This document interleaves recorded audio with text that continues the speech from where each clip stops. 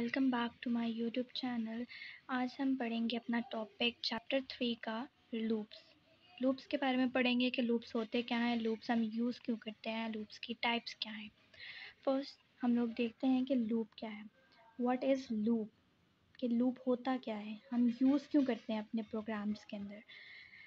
The control structure that execute a statement और set of statements, वो control structure जो execute कर रहा होता है, बार बार उसको एग्जीक्यूट कर रहा होता है अ स्टेटमेंट, एक स्टेटमेंट को या ज़्यादा सेट ऑफ स्टेटमेंट्स को रिपीटली मतलब बार बार वो रिपीट कर रहा हो, उसे हम क्या कहते हैं, लूप कहते हैं।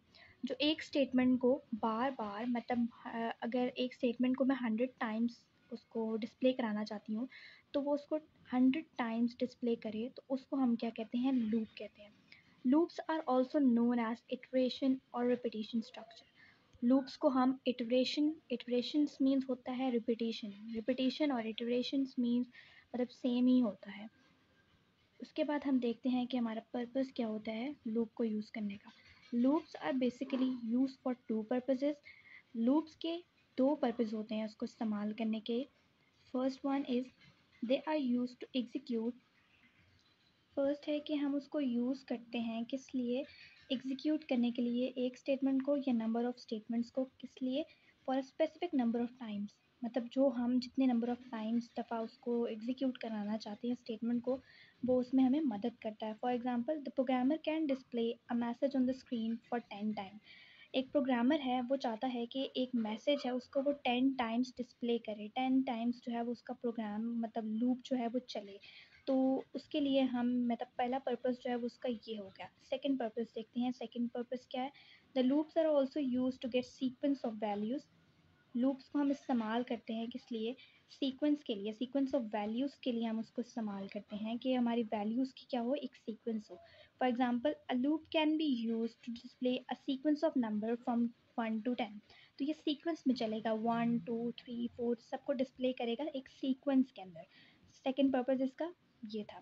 नेक्स्ट हम देखते हैं हमारी टाइप्स कौन कौन सी होती हैं और कितनी टाइप्स हैं।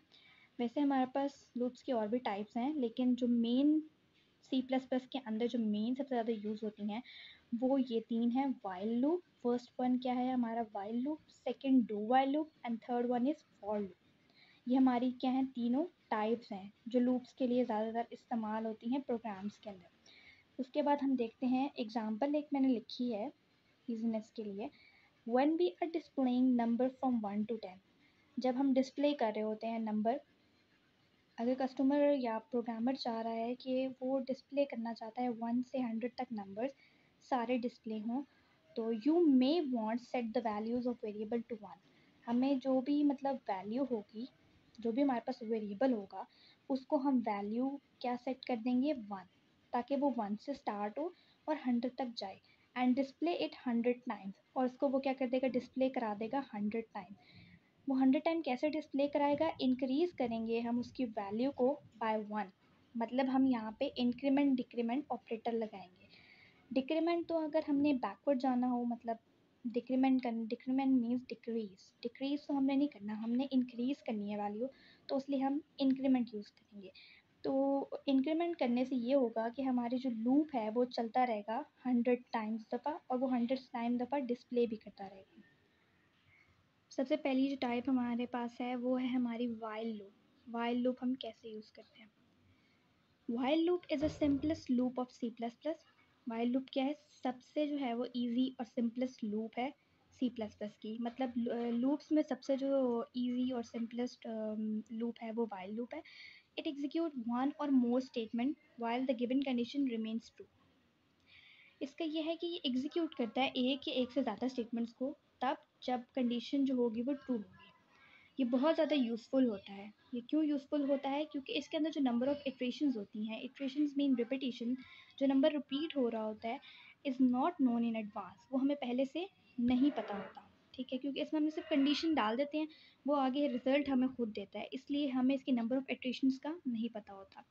उसके बाद हम इसका सिंटैक्स देख लेते हैं। सिंटैक्स हमारे पास है वाइल लूप का। सबसे पहले हम वाइल का कीवर्ड यूज़ करते हैं, while, and the second one हम अपने ब्रैकेट्स के अंदर लिखते हैं कंडीशन, जो भी हमारी कंडीशन होती है प्रोग्राम के अंदर वो हम यहाँ पे लिखते हैं। एंड इसके बाद अपने बॉडी के अंदर हम लोग ब्लॉक ऑफ स्टेटमेंट्स लिखते हैं, जो भी मतलब जितने मर्जी आपके ब्लॉक ऑफ स्टेटमेंट्स या लाइंस हों वो हम इस बॉडी के अंदर लिखते हैं।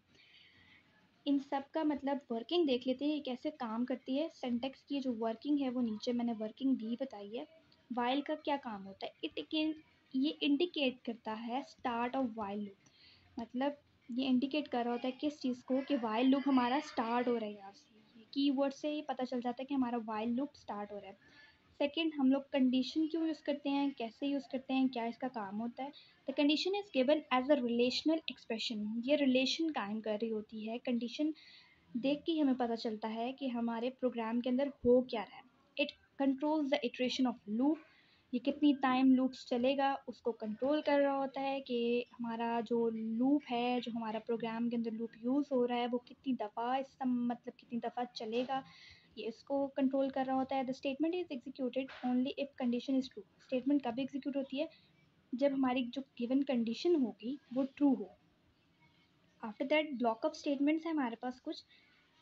ब्लॉक ऑफ स्टेटमेंट्स जो हम लोग लाइंस लिखते हैं अपने प्रोग्राम के अंदर, वो ब्लॉक ऑफ स्टेटमेंट्स होती हैं या स्टेटमेंट्स होती हैं।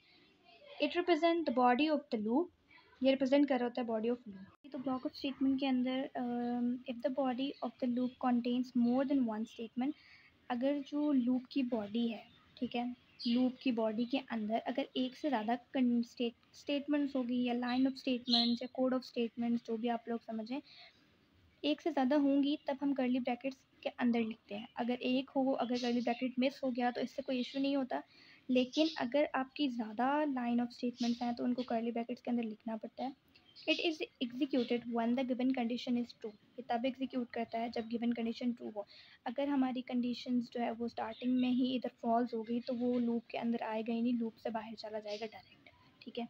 उसके बाद हमारा ये छोटा सा फ्लो चार्ट है। फ्लो चार्ट कैसे है, सबसे पहले हमारे यहाँ पे स्टार्ट हो रहा है फ्लो चार्ट, ठीक है, मीन्स वाइल कंडीशन, वाइल उसकी एक कंडीशन, अगर कंडीशन जो है वो ट्रू होगी तो वो तब लूप की बॉडी के अंदर आएगा, और अगर अगर ज़्यादा टाइम्स लूप चलना है तो वो दोबारा कंडीशन पे जाएगा। इसी तरह ये रिपीटिशन चलती रहती है, ठीक है।